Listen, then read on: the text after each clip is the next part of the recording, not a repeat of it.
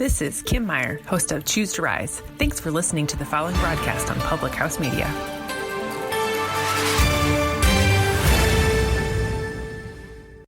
Disarming disability.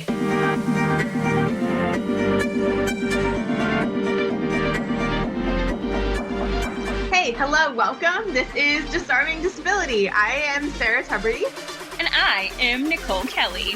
We're so glad that you joined us again for another week. Sarah and I, we realized maybe just how old we've become because we both had our 30th birthdays just. And in that and in our excitement, what we are so excited about are our plants. And we would just love to tell you about them. Mm-hmm. Well, I think this is fun too because we both got cool plant-related birthday presents. So yes, so fun. So my best friend from high school growing up, her name is Emily, and she sent me a Dirty 30 gift. She kept texting me I'm sending you your Dirty 30 gift. And Emily's one of those people that you really have no idea what it's going to be. And I was still staying at my parents' house when she was mailing me this gift. So she's like, should I mail it to Philadelphia or mail it to Arizona? And I was like, it doesn't matter either way. Here's both addresses. And she's like, okay, I'm just going to mail it to Arizona. So when it arrived, my parents were like, okay, what is it? I was like, Mom, I honestly don't know. She kept saying Dirty 30. I was like, I really don't know what this is. She's like, well, Sarah, do you want to go in your room and open it up? And maybe if it's appropriate, bring it out here. I was like, you know who Emily is. She knows she sent it here. I'm not that worried about it. So then I open it up and it's literal dirt. And there's all of these little succulents in there. She has this huge, wonderful, beautiful supply of all these houseplants. So she had taken little clippings from them and had curated them or sprouted them or whatever the right way is, or root them. Maybe the right way is root them. And she grew them. So she had them all kind of laid out. And then when they were at a good point, then she kind of wrapped them up in paper towels and mailed them to me. So she was just it made me giggle so much. And she knows that I love houseplants. So it was just so fun to be you are the coolest. You send me actual dirt from my Dirty 30. And 30 was literally a Dirty 30. It's so good. Emily, you did so good. A++. Right? She's fantastic. So... and then you got a really great birthday present related with plants, right? I did. Yes. Two of my best friends also in Emily and my friend Matt for my 30th. They surprised me. They came over and not only did they make me a delicious cheesecake, which already they showed me the cheesecake and I started crying. I'm so easy. But then from it, they ran back down to their car because they said, we were having a day where we were going to eat food and play games. And they're like, oh, we have more games in the car, more stuff to get. And they came back and they presented me with a tiny lemon tree, an actual, you guys, lemon tree. And I love lemons. So since then, it's been a couple of weeks since my 30th birthday. I have, actually put it in a beautiful little pot so it can start to really root and grow in its own little pot. And last week, it actually sprouted its flowers and I got to learn how to pollinate a lemon tree. So you have to take a little Q-tip and get the pollen and then actually put it in the little center, which has a little sticky ball. And so you put the pollen with the Q-tip on the sticky ball. And the internet tells me that because I did that, it's actually going to produce fruit. So I might actually have lemons on my lemon tree. You were a bee. You were a bee. That is so cool. I know. I'm so excited. I'm so easy to please. Just give me a living thing that I can keep alive. It's next week, maybe we'll want to grow tiny humans. Okay, no. Okay. Wow, that was a real big leap. Big leap. Sorry. I mean, we are 30, so I suppose that's where we're at now. Was absolutely not expecting that, but yeah. I mean, it's the next logical leap, isn't it? I digress. I'll stop. But speaking of tiny humans, actually, I feel like this is a great transition, so I'm going to run with it, Sarah. Great. speaking of tiny humans, this ties really well into our guest today. We're really, really excited to have an amazing guest on our show who really, really cares for tiny humans and cares for tiny humans in the best way. Sarah, do you want to give a little bit of an intro of how we found Sally and your kind of personal relationship with her?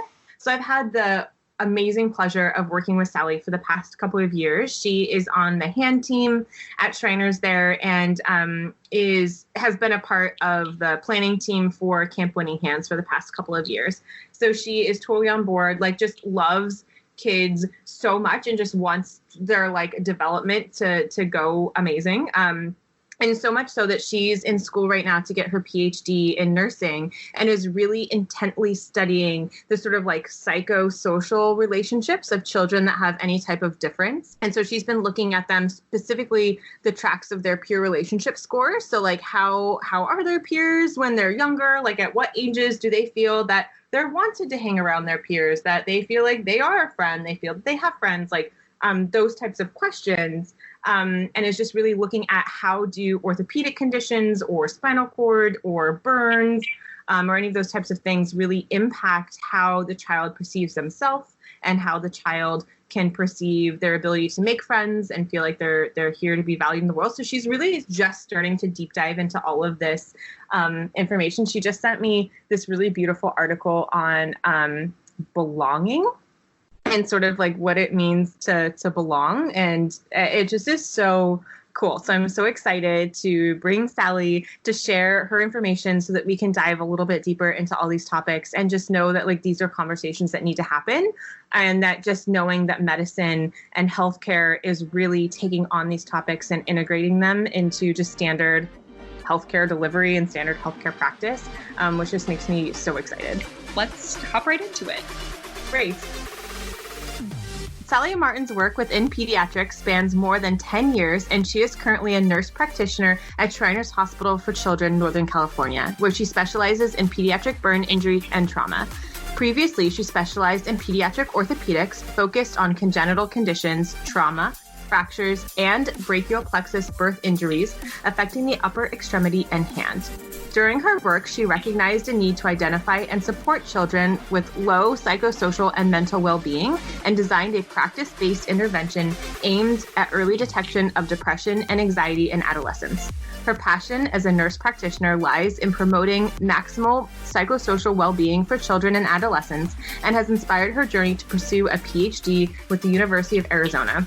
Her research focuses on identifying psychosocial challenges and improving mental well-being of children with visible differences using patient-reported outcomes and artistic expression. Outside of her academic and career pursuits, she is also a military spouse, a mother of 3 incredible children, a vegetarian, and an avid animal lover.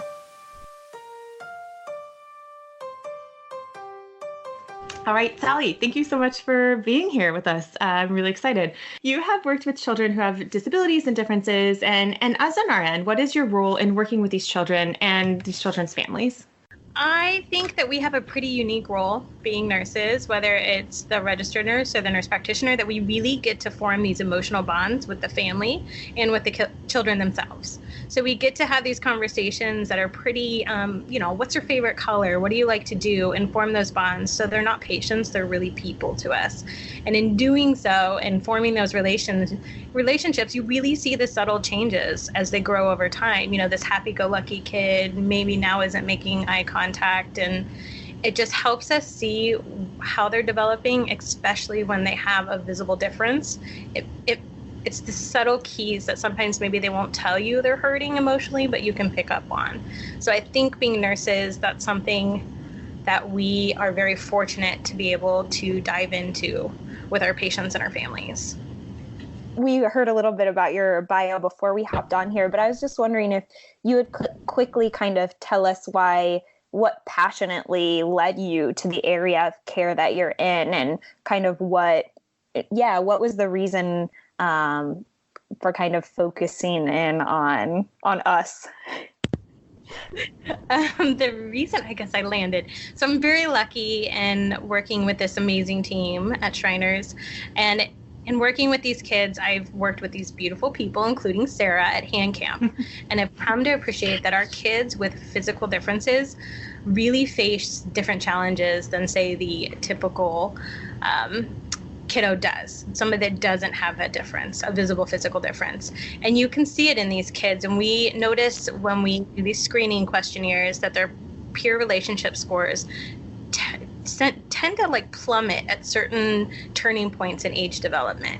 You know, when they're hitting middle school, when they're transitioning into high school, and they're really looking for that peer acceptance and that forming that self-identity, we see these kids not per se in crisis, but hurting. And I think being able to see these kids that you absolutely love and seeing them hurt, you want nothing more to figure out how to empower them and to help them. So my journey into my PhD and to discovering what there is out there kind of came from seeing these kids and asking our team, well, what's up with this? Why are they hurting? And then searching and finding out that there's nothing out there. So obviously we have questions we need to answer because we need to be able to help our kids. And Sally, when you say hurting, like what does hurting mean? What are some of the things that you're seeing in the rooms with the kids and families? It's the subtle things that we were talking about. You know, the kids that are happy and now don't want to make eye contact, or the ones that tell you, yeah, I answer the question and I think this world would be better without me. Those are kids to me that are emotionally and mentally hurting. You know, they don't see their worth. They're having difficulty finding that self-acceptance. And in a period that's so important to their later development, every red flag in me tells me we need an intervention. We just don't have one yet. I want to be able to empower them to feel better. And when you can see that physically they're fine, but emotionally they're hurting, they need something.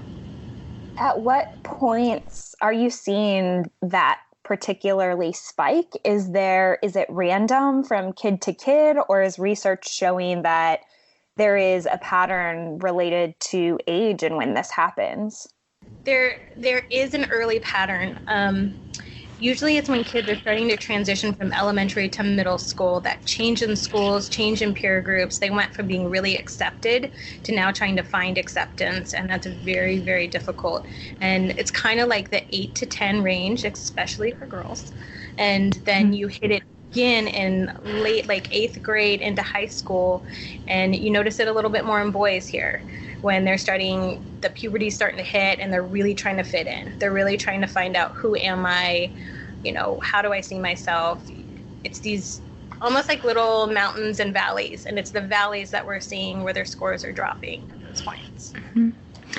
It's fascinating to hear you say that, because just like on a personal note, the last time that I really wanted growing up in the world to go to a prosthetist, I always had an option of it growing up and never used it. I was one of those kids, of course.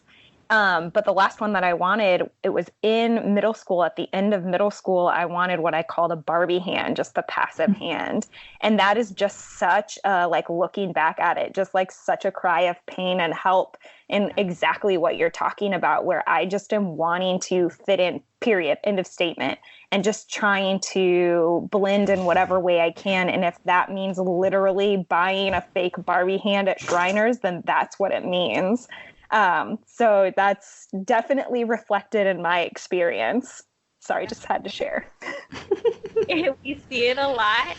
Dr. James, one of the docs I work with, we can see it coming. We haven't seen a kid in 4 years, and all of a sudden they're in that age group and they're back. We almost know before we actually open the door and talk to that kid what's going on. So it's cool because I can look at those scores and see that their peer relationships are low, and I know where this conversation needs to go. We need to talk about, how are you feeling? Let's talk about this, because functionally they're fantastic and they can do everything they want to do, but it's not about the function. It's about the way you feel and the questions and the stares. There was a research article I remember that I was reading in preparation for the capstone project that I had done at Shriners this summer. And it was talking about how there's like the physical functioning of the hand, and maybe a child is able to do, XYZ tasks by incorporating both of their hands. But their ability to use their hand was really limited by the fact of the like social scores too. So even though a child had the capacity to use both hands in a specific activity, the child was was often electing not to, and wasn't performing as well, if you will, on an activity because they didn't want to incorporate their hands as much because they sort of felt that sort of social presence. And that, I think similar to what you were talking about, Nikki, too, is very illuminating for me to be like, oh, like this is real, that this like social component is incredibly real. And I know in my own story, in my own narrative, I switched schools when I was in third grade, and sort of at that moment entering that crisis that I was going to be having anyway, then having this huge transition of an entirely new group of people. So these are children that didn't know me when I was a baby growing up. That I started hiding my hand and I started engaging in these types of behaviors. And even though my left hand could help me in bilateral tasks where I was using both of my hands, I would choose not to use my left hand and wouldn't give my left hand tasks to do on its own because I didn't want people to look at it. I didn't want people to see it. I didn't want people to talk about it. I didn't like the way that it looked. So I really limited myself in what I was able to do because I was feeling those social pressures. Yeah, absolutely. It's very real. It's those kids that just don't want to be different. And we get those questions, why am I different? Because they're becoming so self-aware. And a lot of that awareness is coming from those around them. And our parents can be great, our providers can be great, but it's navigating that social and that peer interaction. That's tough, especially at that age. That's tough. So what are some strategies or ways in thinking about this big picture? If we know that this pocket of an age is a problem, what kind of solutions can we think about or talk about, or how do we start to positively impact that? I guess maybe is the question. What do we do to fix it? How do we fix it? I want to know. I do too. There's so many changes. Sarah and I have a lot of conversations about the language that we use, about the person first language, and really changing the tone and the culture around disability. I think it starts there with the larger group. So it starts with me talking with my kids about how do we interact with other kids. It starts with everyone around the kids. And then from the kids, I think we kind of have to anticipate that this might be, they may or may not be, one that struggles with this, but it is starting early and trying to figure out, all right, let's talk about interventions. How do you control this situation? How do you control the conversation? And letting them take the lead. But that empowerment and that self-acceptance, I think those skills really have to be fostered before they hit those years. And it's hard because still in a phase of, I want to say medicine, but just of understanding where we don't quite know exactly what they need yet. And it's going to take research and time to delve out what really are they feeling leading up to this, and what do they think they need, and that's going to drive how we fix it. I think it's going to take a lot of kids being brave enough to tell their stories. Oh, yes, and I think also just giving all of us, and I think all of us meaning our children, our parents, our healthcare providers, our adults, the permission to have these conversations and acknowledging that this is a conversation, because I think for a while it was like, oh, like, get over it. Like, you're fine. Like, this isn't an issue. Like, you can do whatever you want to do, and you're, big and you're powerful and whatever, you're amazing. But I feel that there hasn't been that I really just like that, like, permission type word, that it's like, nope, we can absolutely talk about this, and this is very real, and it is negatively impacting a lot of us. And I know my own journey took me like 20 years to get over, and that's a significant amount of time in my life, and I would really love that children don't need 20 years to process some of these pretty negative experiences, but that shame that goes along with it, in that, like, oh, well, I'm not allowed to talk about this because I can functionally do the things that I need to do, or feeling that people don't want to listen to it, or don't know how to process it, or don't know how to talk about it. So I feel like that having the conversation itself is a step. Opening it even with your healthcare providers, opening it with everybody, so the kids feel good about the conversations they're going to have. They feel good about talking to whether it's doctors or nurses about it, and being honest with the way they feel, because we're the people that are supposed to really listen and help them. And There's some thought that, and I've heard people say, you just got to be tough, you got to be resilient. Well, that's not everybody's capable of that. Like, I'm not even capable of that on some days. So it's how do we cultivate the skills that they need, and instead of telling them to be something that maybe they're not. So it's empowering them in the ways that they need to be empowered. And I think that will help them navigate this terrain a little bit smoother. Yeah.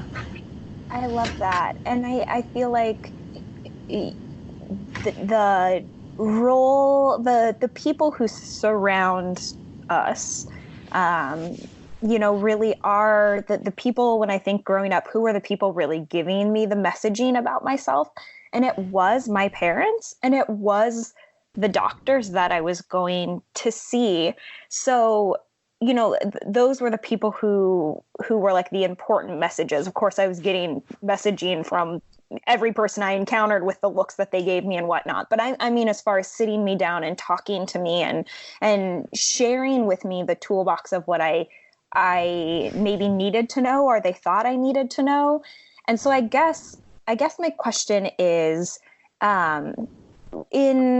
in your work then as a healthcare provider, and in being in that space of kind of medical authority, I guess is the word, what importance does that side of it play? Like, when you, I'm sorry, I'm trying to formulate what I'm trying to get. I'm not asking it clearly. The parents maybe have one messaging. So how do you come in and be the medical care provider, giving the messaging that maybe isn't exactly what the parents are saying?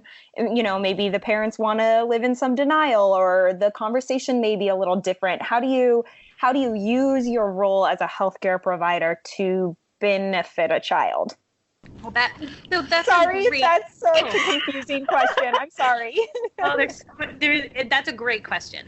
So when you have parents that come in and they have these questions, or those messages are being portrayed. We even had a kid that came in that said, my teacher told me I needed a prosthetic. And in my head, I'm like, oh, but this is the chance where we give the kid the tools to go have a conversation with their teacher to say, no, I'm perfect the way I am, and this is why. I don't need a prosthetic, and this is why. So it's taking that moment to hear them and to hear the parents and really break down what they're thinking. Because even if they say, I need a prosthetic, it'll just make things easier. Well, what things? Like, you really have to look at the bottom line to see what they're trying to say. Because lots of research is out there that unless it's activity specific, the prosthetics don't help. It actually limits a lot of functions. So if you come to me and tell me that you want to play field hockey, okay, we can have a conversation. But if you tell me, oh, it's just going to make everything easier, we're going to have a different conversation. And having that, opening that, really just takes time. It takes time to say, this is what the science has shown. So let's talk about how that fits with you. And I think that's where the medical team can translate that research and what we found in practice to help them see that there isn't a perfect fix. Their kid is perfect the way they are. And taking that message to them, they can embody it, the kids can feel it and see it, and then they can take it out. But it starts with those conversations.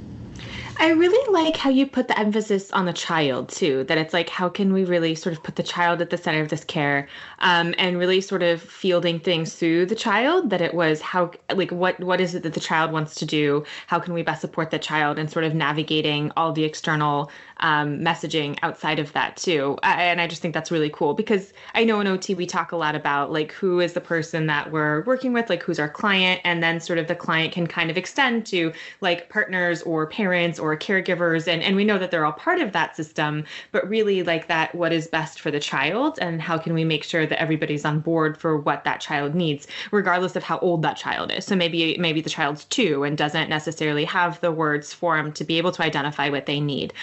Or maybe the child is 12 and maybe they are formulating the things that they need, but we're sort of picking out like, so what these, based on the questions that you're asking me or the things that they're talking about, I can tell that the child wants X, Y, and Z things, and how can we make sure that we are all on the same page, and sort of helping parents and caregivers and teachers or whoever else is in their lives be sort of on that same page, and really giving the child the tools to be able to take on those conversations later, I think is amazing. And it's really interesting sometimes when the kiddos come in, they have this idea of what they want, and their parents kind of have an idea. And sometimes you're like in an intermittent, what do you call that? How do you say that? Sometimes you're almost a hater. Yes, beautiful. And you're having saying, this is what you're thinking. This is what your parents are thinking. So let's talk this out. And it's pretty cool to be able to sit there and kind of watch them merge together, what they're thinking, what their parents are thinking. Because sometimes the parents are like, she loves to bake and she can't hold things. And the kid's like, oh, yeah, true. I totally like me do my hair. All that great OT stuff that we talk about that their parents are great resources for. But it is letting that kid kind of guide that conversation and what they're ready for, too. They might not be ready for conversations either. And that's okay. I love stopping to think about the medical provider as almost the translator of the needs. I've never paused to think, when I went in, or whoever goes in, that I may be saying one thing, but just because I'm saying, I'm in the 8th grade and now I want a Barbie hand, like, what is that actually saying? And the fact that the medical team's job is really to translate what that need actually is, that's so cool. And I've never paused to realize that. I knew that you had the toolbox and I knew that you had the options, but this is my first time really realizing what an important part that translation is, and that understanding of what the options are once you know what the translation is. That's so cool. That's a comment, not a question, but that's so cool. I don't think I've ever thought of myself as a translator, but I'm going to use that. That's pretty awesome. That's just what I'm hearing from you. I love it. I like to be the one, and it's when we have clinics with our hand difference kids, I love to go in there and be like, what do you want to do? Let's have conversations. It's the best thing because it's one of the few times I'm like, how can I help you? Like, how can I help you be the awesome you? Because they are, and it's just so much fun. It really is fun to be there. Will you tell us about clinics and camps perhaps that do happen? Because that's a very, very real resource and community for people. Yeah. We have a wonderful clinic at Shriners that is a limb different clinic. It happens once or twice a month where we just see kids that are coming back in, active kids that are thinking, I want to play the drums, I want to play sports. Is there something that can help me hold my drumsticks, ride my horse, anything? So there are clinics that we have for kiddos here at Shriners. We work with the POPS team, the prosthetics, orthotics team, and they actually help create prosthetics at no charge for kids. And then as far as camps go, Sarah and I are involved with Winning Hands, which will be in August this year. It is a wonderful 5-day adventure in Livermore where we'll have a blast. And it's all kiddos with hand differences and having fun for 5 days. And I love it. I love every minute of it. You see them explore. You see them just be comfortable. It is an amazing week that I look forward to every single year. It's amazing. It's amazing. And all of these places are what I'm going to call safe places, because I feel like another piece of the puzzle in especially when I think, again, I just keep personalizing it to myself because that's the knowledge that I have right now in this conversation. When I think back at myself, like all I was wanting to do was not have the eyes on me and just wanting to like if I could go in a corner and learn how to do whatever activity it was by myself first, then I could come back with confidence to whatever group it was. And then I would be fine with people watching me. But if I had to like learn it in real time with other people watching, I was very uncomfortable with that. And to a certain degree, as an adult person, I'm still the same way in that respect, actually, but much more so then. So I just feel like these are such magic spaces for you to be in a corner, but you're not in a corner alone. You're in a corner with the people who get it and who do it the same way that you do. And, so you can learn in real time, but not have to be, I guess, embarrassed by it. I guess that's what the feeling is in real time. So yay. And I love that camp is, we're going to talk about camp for one more second because I love it. But I just really appreciate the intentionality of all of the camp directors, as yourself, Sally, and like the program staff and everybody who's really kept this a safe space that is all about the kids. It is all about the kids. There isn't anything else about the kids. You will not see these kids on any social media. Like, it is so private, and it is so private or just like saved. Like, this is a magic space for them to be them, that no one is ever going to watch any of this stuff anywhere. And it just is so, like, it's very intentionally magic in that sense. And I just really am grateful for that, because it's about the kids and it's about what's best for the kids, and done, end of story. Could not echo that more. In a community where there are a lot of other options, that is one of my reasons why it is absolutely my favorite. It's only all about the kids. Yep. It truly is all about the kids. That is fun, making sure it's messy and crazy and they're up late. Yeah, it's just supposed to be this week of fun. And I probably love it as much as they do, although I'm a lot more tired at the end of it. They are. Same. Like, I have to take a week off now to recover from this. So, Sally, this chapter specifically, we're talking through the medical model. So, part of disarming disability is to bring information to our peers who are like us, who aren't experts in the field, and who are kind of starting to wake up to their disability pride. And when you start to wake up to the disability pride, you start learning that there are different disability models, right? And the one that is talked about a lot, Sarah, had mentioned the social model, which really is talking about coming together as a community, and we are seen as people, and we are not broken, and we just need to have barriers on our life kind of pushed down for us so we have equal access to things. But right now we're talking about the medical model, and a lot of times in kind of activism type spaces, when we talk about the medical model, it's talking about it in a way where you are going to meet a medical professional. And the idea is that this medical professional thinks of you as kind of a specimen that is broken and can be fixed.